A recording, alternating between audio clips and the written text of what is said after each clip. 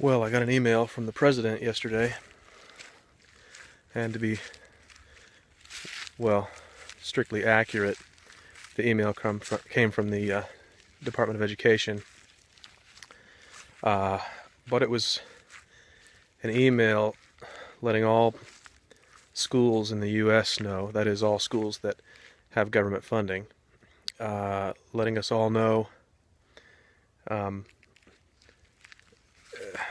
how we're supposed to treat transgendering students. Now, it's been kind of ambiguous and unclear up to this point, but we have been directed by this email to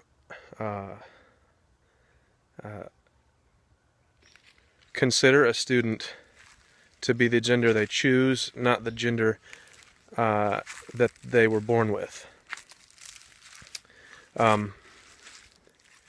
The email also mentioned a couple of things about an old statute from the 1970s called Title IX. Title IX, just a Cliff Notes version, basically said that schools that have athletic programs for men have to also have them for women, and they have to provide athletic equipment and locker rooms, etc., for the women as well as the men.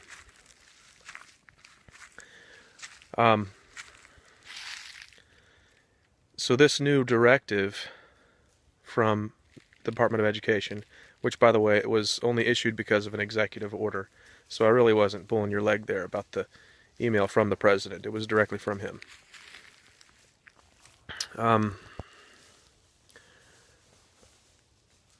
This is going to do a couple of things. Number one, it's going to take what was a small issue that, I say a small issue, it's taken a small issue and made it larger.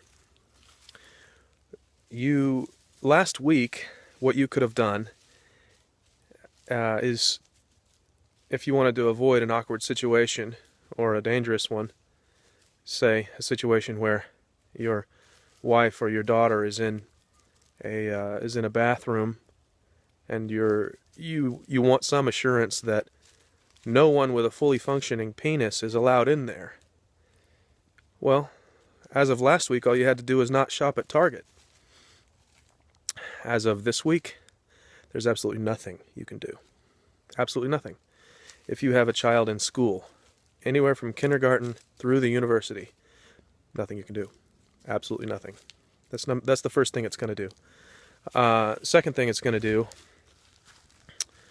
is, if schools are going to remain compliant with Title IX, they're going to have to let anyone who wants to join the girls' basketball team. Even if that student has grown up all of their life with the benefit of additional testosterone, denser bones, more muscle mass. If you don't allow that person with a fully functioning penis to change in the girls' locker room, according to this email that I got, you will be, your school will either lose funding, or you'll be liable for lawsuits, or you'll face criminal action. But it's not a threat. You know how I know it's not a threat? Because Josh Earnest said so. The White House spokesman, just a couple hours after the email went out, bravely got in front of a microphone to talk with reporters to sort of calm all their fears. And he said, this new directive from the president should not be seen as a threat, but as guidance. So, it's not a threat. It's scared a lot of us, but somehow it's not a threat. We're supposed to just be cool with it. Anyway, that's the email that I got yesterday, Friday the 13th. That's about all I have to say about it.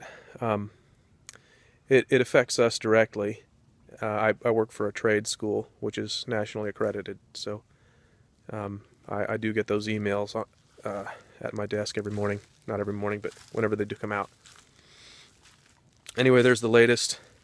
I thought that since I'm so close to the issue, I could give you, I don't know, I guess sort of an educated perspective on the matter. Not that my opinion is, better than yours, although we all think our opinions are better, don't we? Anyway, there's my opinion on the matter. Now you know the state of things. Alright, I just remembered one thing I needed to add to this video. One other thing that this new regulation is going to do,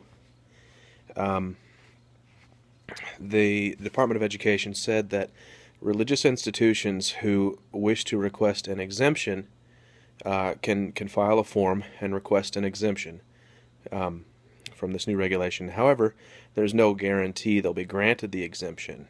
What is guaranteed is that their name and location will be published. Yes, the department is compiling a list of all institutions that request an exemption from this new rule, usually religious organizations.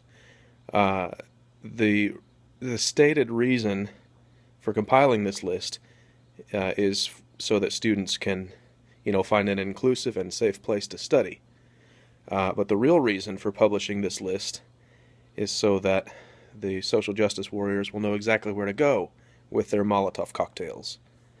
And that's the truth. Okay, I think that's all.